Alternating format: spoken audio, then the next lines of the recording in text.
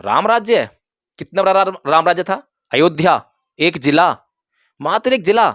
अगर हम भारत के नक्शे पे खोजें तो एक बिंदु दिखाई देगा, उसको भी राम जी सुचारू रूप से चला नहीं पाए। समाज में तो कोई भी कुछ भी बात कहेगा, लेकिन इसका मतलब तो ये नहीं है कि आप किसी की बात पर भरोसा है। आप राजा हैं तो न्याय करेंगे, लोग जो है सही भी बोलेंगे गलत भी बोलेंगे। किसी की भी बात में आकर आप जो है अगर कोई अन्याय करते हैं किसी पर जो है, तो आप राजा कैसे हो जाएंगे?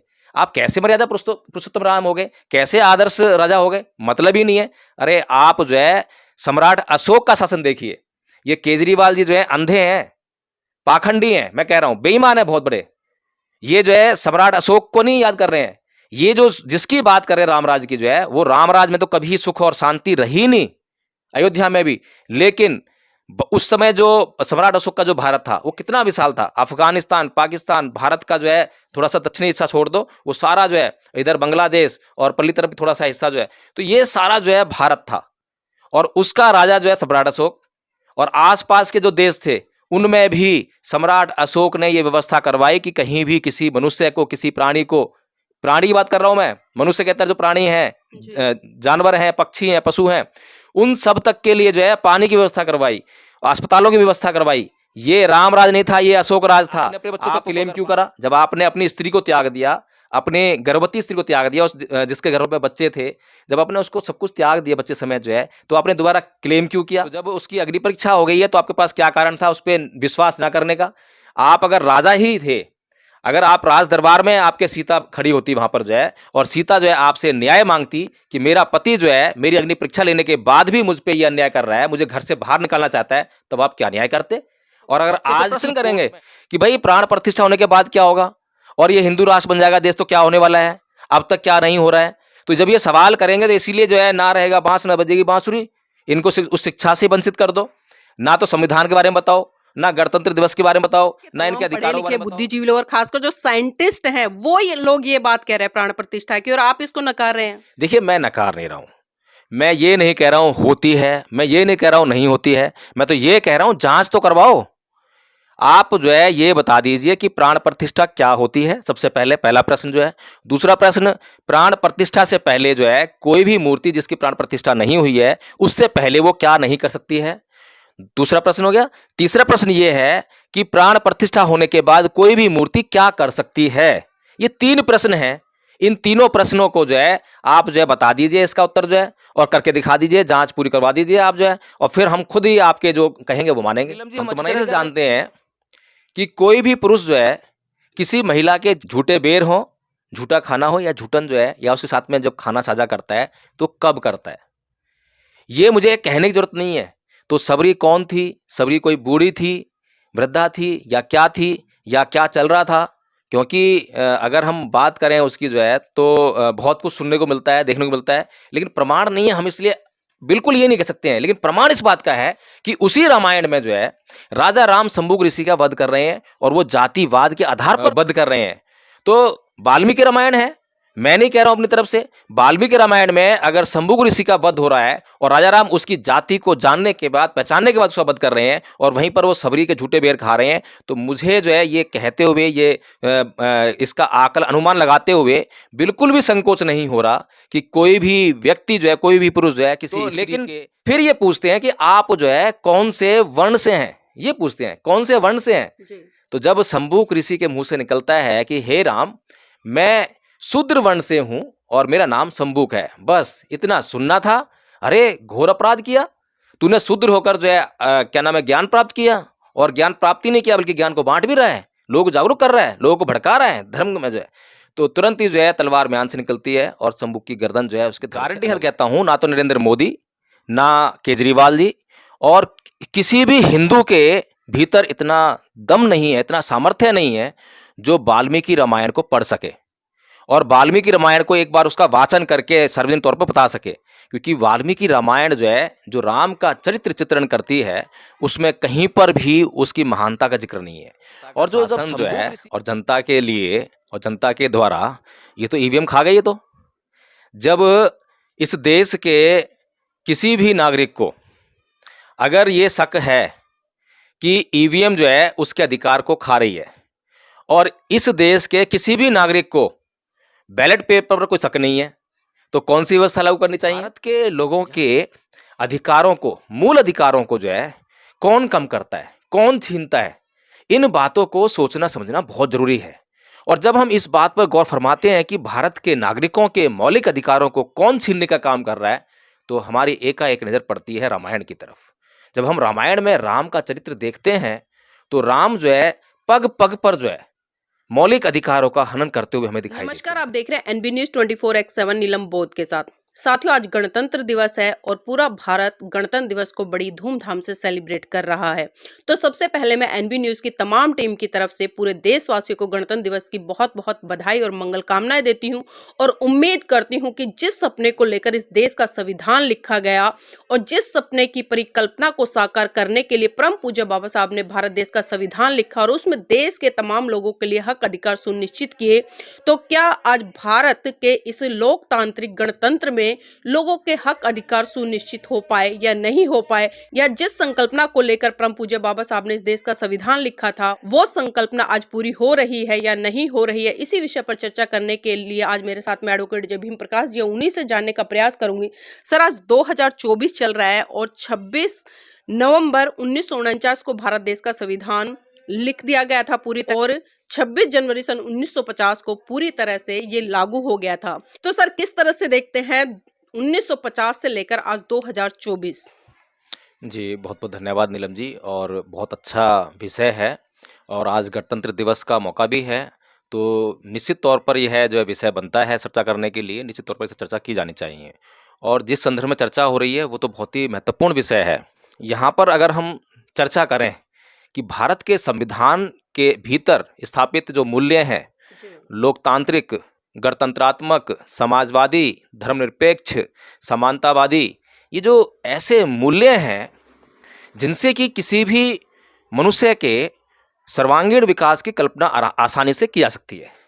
लेकिन अगर हम वहीं दूसरी तरफ जो है माननीय प्रधानमंत्री नरेंद्र मोदी जी की उस बात पर गौर फरमाएं जो राम की मूर्ति की प्राण प्रतिष्ठा की बात करते हैं, दिल्ली के मुख्यमंत्री केजरीवाल जी की बात पर गौर फरमाएं जो कि वो भी उसका समर्थन करते हैं, कुल मिलाकर जो आरएसएस का जो केंद्र है, आरएसएस के विचारों का जो केंद्र है, उसी के आसपास जो है नरेंद्र मोदी जी की जो स्पीच है वो भी घूम रही है और केजरीवाल जी की स्पीच भी वहीं घूम रही है। अब प्रश्न ये खड़ा होता है कि क्या जो राम का जो कैरेक्टर है या जो हिंदूवादी जो लोग हैं, हिंदू धर्म की जो मानसिकता है, हिंदू धर्म के लोगों की जो मानसिकता है, क्या उसके आधार पर इस देश के लोगों का सर्वांगीण विकास किया जा सकता है? क्योंकि अक्सर जो है आरएसएस इस बात का प्रचार प्रसार करती है कि ये संविधान जो है काम के लायक नहीं है। और क्या काम के लायक है? काम के लायक है उनकी मनुस्मृति। अक्सर इसकी बात जो है हमने डायरेक्ट जो है ये प्रधानमंत्री जी तो बोलेंगे नहीं, लेकिन प्रधानमंत्री जी जो हैं, जो उनके इर्द गिर्द जो लोग हैं जो महत्व रखते हैं उनसे बुलवाते हैं। कभी कोई साधु संत इस पर टिप्पणी कर देगा, कभी कोई और महत्वपूर्ण व्यक्ति टिप्पणी कर देता है। तो इस प्रकार से हम देखते हैं कि जो आपका संविधान जो है आर्टिकल 13 में, अनुच्छेद 13 में इस बात को कहता है कि कोई भी ऐसा कानून, कोई भी ऐसा नियम अगर संसद द्वारा बनाया जाए या संविधान के लागू होने से पहले कोई भी ऐसा रीति रिवाज, कोई भी परंपरा, कोई भी धार्मिक रीति रिवाज, कोई भी कानून जो कि भारत के संविधान के भाग 3 में दिए गए मौलिक अधिकारों को कम करता है या उनकी अवमानना करता है या उनको खत्म करता है, तो जिस हद तक वो अपमानना करता है, कम करता है, शून्य करता है, तो वहाँ तक जो है वो रीति रिवाज, परंपरा, धार्मिक कानून, धार्मिक रीति रिवाज वो सब जो है बैन है। तो कुल मिलाकर जो है अब सोचने वाली बात यह है कि भारत के लोगों के अधिकारों को, मूल अधिकारों को जो है कौन कम करता है, कौन छीनता है, इन बातों को सोचना समझना बहुत जरूरी है।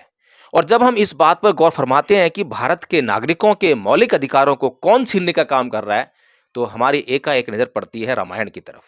जब हम रामायण में राम का चरित्र देखते हैं तो राम जो है पग पग पर जो है मौलिक अधिकारों का हनन करते हुए हमें दिखाई देते हैं। जब हम रामायण को उठाकर देखते हैं, महाभारत देखते हैं, मनुस्मृति को उठाकर देखते हैं, उसके अंदर जब हम पढ़ते हैं कि उसके अंदर क्या क्या बातें लिखी हैं, क्या नियम है, क्या कानून है, तो वो जो मानवता है वो शर्मसार होने लगती है, मानवता रोने लगती है, मानवता चिल्लाने लगती है। तो ऐसे धर्म ग्रंथों को आप जो है इस देश के नागरिकों के जीवन का आधार बनाना चाहते हो, और जो संविधान की तो आप बात करते नहीं हो। गणतंत्र दिवस मना रहे हो, संविधान की बात नहीं कर रहे हो, आप रामचंद्र की बात कर रहे हो, रामचंद्र के कैरेक्टर की बात कर रहे हो। तो सर, जिस तरह से अभी आपने बात करी, लेकिन हम अगर परम पूज्य बाबा साहब की बात करें तो संविधान में जिस तरह से उन्होंने गणतंत्र को डिफाइन किया कि जनता का शासन जनता के द्वारा जनता के लिए, लेकिन आज क्या आपको लग रहा है कि जनता का शासन जनता के द्वारा जनता के लिए हो रहा है? नहीं, जनता का शासन जो है और जनता के लिए और जनता के द्वारा, ये तो ईवीएम खा गई है। तो जब इस देश के किसी भी नागरिक को अगर ये शक है कि ईवीएम जो है उसके अधिकार को खा रही है, और इस देश के किसी भी नागरिक को बैलेट पेपर पर कोई शक नहीं है, तो कौन सी व्यवस्था लागू करनी चाहिए? यहाँ करोड़ों लोग ऐसे हैं भारत में जो ईवीएम पर संदेह जता चुके हैं। करोड़ों लोगों के अलावा बहुत बड़े बड़े टेक्नीशियन ऐसे हैं जो आईटी के माहिर हैं, वो ये साबित कर चुके हैं कि ईवीएम में घपला हो सकता है। ईवीएम की चोरी पकड़ी गई है, ईवीएम की धांधली पकड़ी गई है, ये सारी वारदातें हो चुकी हैं। इसके अलावा जो है, जिस देश ने ईवीएम मशीन को इजाद किया, जिसका आविष्कार किया, सुना है कि उस देश में जो है ईवीएम मशीन से चुनाव नहीं होते, वहाँ बैलेट पेपर से चुनाव होते हैं।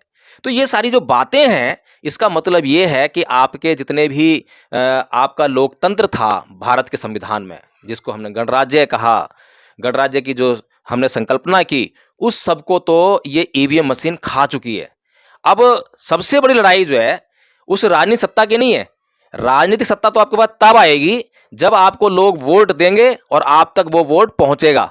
लोग तो वोट दे रहे हैं, लेकिन आप तक वोट नहीं पहुंच रहा है। लेकिन सर, लग नहीं रहा है कि ये चीजें सारी संविधान के विरोध में हो रही है? क्योंकि संविधान परम पूज्य बाबा साहब ने जिस उद्देश्य को लेकर लिखा था, जिस देश की जनता के लिए लिखा था, उनके हितों के लिए लिखा था, और आज हम देख रहे हैं कि तमाम नेता, आज जिस तरह से मैंने देखा कि अरविंद केजरीवाल जी दिल्ली में जिस तरह से संबोधित कर रहे थे, खासकर जो स्कूल के छात्र छात्राएं थे और भी लोग थे जो पार्टिसिपेट कर रहे थे उसमें, तो गणतंत्र दिवस पे उन्होंने पूरी की पूरी राम कथा कह डाली। जिस तरह से हमने देखा और सुना भी उनके वक्तव्य के माध्यम से, वो सबरी का भी जिक्र कर रहे थे। तो सर, जानना चाहूंगी, एक तरफ तो कह रहे कि राम जातिवादी नहीं थे और दूसरी तरफ उन्होंने सबरी का भी प्रकरण दिया, लेकिन एक सवाल मेरा ये रहेगा और तमाम लोग भी पूछते हैं कि जब इतने समानतावादी थे, वो इतने जाति से ऊपर उठने वाले थे, तो उन्होंने शंभू का वध क्यों किया? बहुत अच्छी बात कही है नीलम जी। और केजरीवाल जी ने, मैं गारंटी सत कहता हूं, आपने स्पीच सुनी है, मैंने तो सुनी भी नहीं है, गारंटी सत कहता हूं, ना तो नरेंद्र मोदी, ना केजरीवाल जी और किसी भी हिंदू के भीतर इतना दम नहीं है, इतना सामर्थ्य नहीं है जो वाल्मीकि रामायण को पढ़ सके और वाल्मीकि रामायण को एक बार उसका वाचन करके सार्वजनिक तौर पर बता सके। क्योंकि वाल्मीकि रामायण जो है, जो राम का चरित्र चित्रण करती है, उसमें कहीं पर भी उसकी महानता का जिक्र नहीं है। और जो जब शंभू ऋषि का जो वध आप जिसकी बात कर रही हैं, उसका वध कैसे करते हैं? सबसे पहले तो वो जो है ये ढूंढते हैं शंभू ऋषि को, क्योंकि वो ब्राह्मणों का प्रपंच था, षड्यंत्र था। ब्राह्मणों को पता लग गया कि कोई शूद्र जो है शिक्षा ग्रहण कर रहा है और लोगों को, अपने लोगों को जो है शिक्षित करने का काम कर रहा है, उनको जागरूक करने का काम कर रहा है। जब ये पता लगा ब्राह्मणों को, तो राजा राम के पास गए। अब राजा राम कौन है? राजा राम है धर्म की रक्षा करने वाले क्षत्रिय, क्षत्रिय को जो वो सौंपा गया है। तो उसके बाद जो है राजा राम उनको वचन देते हैं और निकल पड़ते हैं शंभू ऋषि को ढूंढने कि भाई कौन सा शूद्र है जो ये अनर्थ कर रहा है, धर्म के खिलाफ काम कर रहा है। क्योंकि शूद्रों को शिक्षा ग्रहण करने का अधिकार नहीं है, और कोई शूद्र अगर शिक्षा ग्रहण कर रहा है तो उसकी वजह से किसी ब्राह्मण का पुत्र मर गया, जिसकी शिकायत राजा राम के पास पहुंची। अब जब शंभू को ढूंढने जाते हैं जंगल में, तो वो उन्हें पता नहीं है शंभू कौन है, लेकिन वो देखते हैं कि भाई कोई व्यक्ति जो है बहुत ही अच्छे कदकाठी का लोगों को प्रवचन कर रहा है। तो प्रवचन देखकर जो है उसका बड़ा मंत्रमुग्ध हो गए, बहुत मोहित हो गए उस पर, जो इतना अच्छा प्रवचन। तो उस पे एक मूवी भी है, उसमें जिस तरह से दिखाते हैं कि राम जो है बहुत अच्छे वचन बोलते हैं पहले तो उनको, और वाल्मीकि रामायण भी बताती है, उसमें लिखा हुआ है। तो लेकिन फिर ये पूछते हैं कि आप जो है कौन से वर्ण से हैं, ये पूछते हैं कौन से वर्ण से हैं जी। तो जब शंभू ऋषि के मुंह से निकलता है कि हे राम, मैं शूद्र वर्ण से हूं और मेरा नाम शंभूक है, बस इतना सुनना था। अरे घोर अपराध किया तूने, शूद्र होकर जो है क्या नाम है ज्ञान प्राप्त किया, और ज्ञान प्राप्ति नहीं किया बल्कि ज्ञान को बांट भी रहा है, लोग जागरूक कर रहा है, लोगों को भड़का रहा है धर्म में जो है। तो तुरंत ही जो है तलवार म्यान से निकलती है और शंभू की गर्दन जो है उसके धड़ से अलग आती है। तो ये क्या था? ये प्रश्न जो है केजरीवाल से है, ये प्रश्न जो है मोदी जी से है। आइए चर्चा कीजिए, बताइए कि राम जो है जातिवादी थे या नहीं थे। लेकिन वो तो कह रहे हैं ना सर कि जातिवादी नहीं थे, वो समानतावादी थे, और सबरी का भी उदाहरण दे रहे हैं। सबरी का उदाहरण जो दे रहे हैं, तो ये भी बताएं कि शंबूक का उदाहरण जो है वो क्या कह रहा है। अगर सबरी का उदाहरण ये कह रहा है कि वो जातिवादी नहीं थे, और मुझे तो बिल्कुल शक है, जो सबरी का जो प्रकरण है, सबरी एक महिला है, जंगल में रहती है, और राजा राम और लक्ष्मण जो है अकेले जंगल में है। तो आप समझ सकती हैं। और नीलम जी, हम अच्छी तरह से जानते हैं कि कोई भी पुरुष जो है किसी महिला के झूठे बेर हो, झूठा खाना हो या झूठन जो है, या उसके साथ में जब खाना साझा करता है तो कब करता है, ये मुझे कहने की जरूरत नहीं है। तो सबरी कौन थी? सबरी कोई बूढ़ी थी, वृद्धा थी, या क्या थी, या क्या चल रहा था? क्योंकि अगर हम बात करें उसकी जो है, तो बहुत कुछ सुनने को मिलता है, देखने को मिलता है, लेकिन प्रमाण नहीं है। हम इसलिए बिल्कुल ये नहीं कह सकते हैं, लेकिन प्रमाण इस बात का है कि उसी रामायण में जो है राजा राम शंबुक ऋषि का वध कर रहे हैं, और वो जातिवाद के आधार पर वध कर रहे हैं। तो वाल्मीकि रामायण है, मैं नहीं कह रहा हूं अपनी तरफ से। वाल्मीकि रामायण में अगर शंबुक ऋषि का वध हो रहा है और राजा राम उसकी जाति को जानने के बाद, पहचानने के बाद उसका वध कर रहे हैं, और वहीं पर वो सबरी के झूठे बेर खा रहे हैं, तो मुझे जो है ये कहते हुए, ये इसका आकल अनुमान लगाते हुए बिल्कुल भी संकोच नहीं हो रहा कि कोई भी व्यक्ति जो है, कोई भी पुरुष जो है किसी स्त्री के साथ में जो है भोजन कब शेयर करता है, झूठन कब खाता है। तो ये सोचने और समझने वाली बात है, अनुमान लगाने वाली बात है।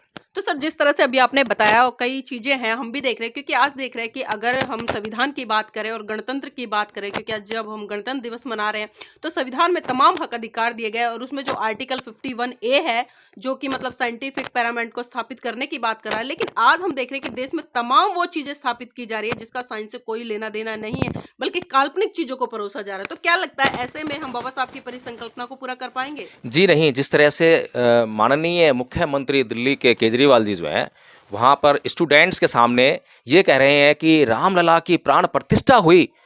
अरे मेरे को बस क्या बताऊँ अब नीलम जी जो है, कि बच्चों को जब आप ये कह रहे हैं कि किसी मूर्ति में प्राण प्रतिष्ठा हुई, क्या केजरीवाल जी इस बात को साइंटिफिकली, खुद भी तो आईटी इंजीनियर हैं, आईआईटी कहाँ से पढ़कर आए हैं, ये जो है आपका खड़गपुर से उन्होंने आईआईटी की है, और वहाँ से जो है उन्होंने विज्ञान की जो शिक्षा है वो हासिल की है।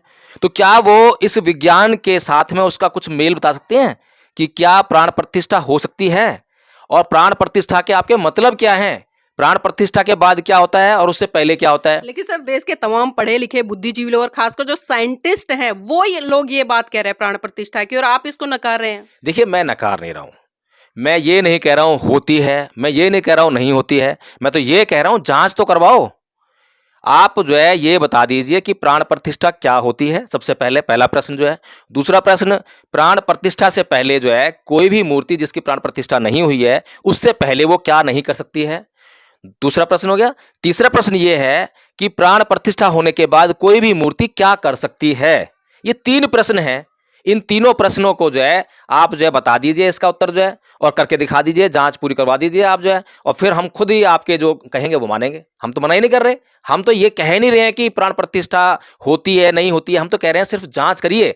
आप विज्ञान के स्टूडेंट रहे हैं, और विज्ञान के स्टूडेंट रहे हैं, तो आपको ये सब बातें अच्छी तरह पता है। लेकिन आप ये बातें इसलिए कह रहे हैं क्योंकि आरएसएस ने आपको कमांड दे रखी है कि आपको जो है इस देश में हिंदुत्व फैलाना है, पाखंड फैलाना है, अंधविश्वास फैलाना है। इन छोटे छोटे बच्चों के माइंड में ये बातें भरनी है कि ईश्वर होता है, ईश्वर की प्राण प्रतिष्ठा हुई है, मूर्ति की प्राण प्रतिष्ठा हो गई है, अब मूर्ति तुम्हें खाने को देगी, अब मूर्ति तुम्हें जो है सारे तुम्हारा वो करेगी, सारा जो काम करेगी, तो अब तुम्हें जो घबराने की जरूरत नहीं है। सर, एक चीज और जानना चाहूंगी, क्योंकि आज मैंने कुछ बच्चों से डिस्कस किया, क्योंकि कुछ बच्चे स्कूल के जा रहे थे, और आज जिस तरह से स्कूल में भी 26 जनवरी एक दिन पहले मनाया गया है, तो मैंने बच्चों से पूछा कि 26 जनवरी क्यों मना रहे हैं।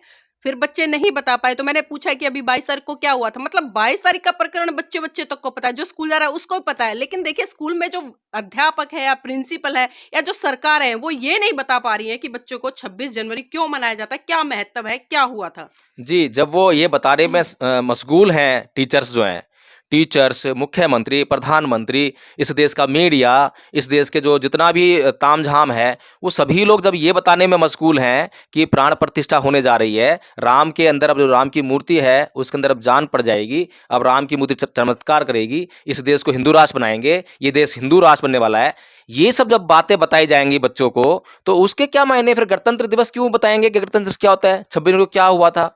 अगर वो बताएंगे तो ये लोग जो है ये पूछेंगे कि मूर्ति की प्राण प्रतिष्ठा करने से क्या लाभ होने वाला है। फिर ये कैसे जवाब देंगे?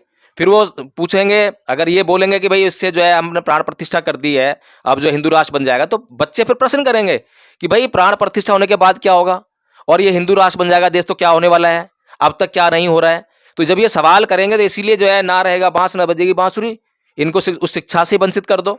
ना तो संविधान के बारे में बताओ, ना गणतंत्र दिवस के बारे में बताओ, ना इनके अधिकारों के बारे में बताओ। इनको अगर इनके अधिकार पता लग गए, साइंटिफिक टेम्परामेंट पता लग गया, 51A का जो जो अनुच्छेद है उसको सुप्रीम कोर्ट को जो है डिफाइन करना चाहिए। मैं बार बार कहता हूं कि सबसे पहले तो आप ये बताइए कि साइंटिफिक टेम्परामेंट क्या भला है। आपने संविधान में उसको जगह दी है, अभी मिटाया नहीं है उसे, लेकिन जैसे ही आप हिंदू राष्ट्र को घोषित करेंगे तो उससे पहले शायद उसको मिटा देंगे, क्योंकि वो जो है दोनों आपस में कोई मेल नहीं है उनका। या तो साइंटिफिक टेम्परामेंट रह सकता है देश में, या फिर ये अंधविश्वास और पाखंड रह सकता है।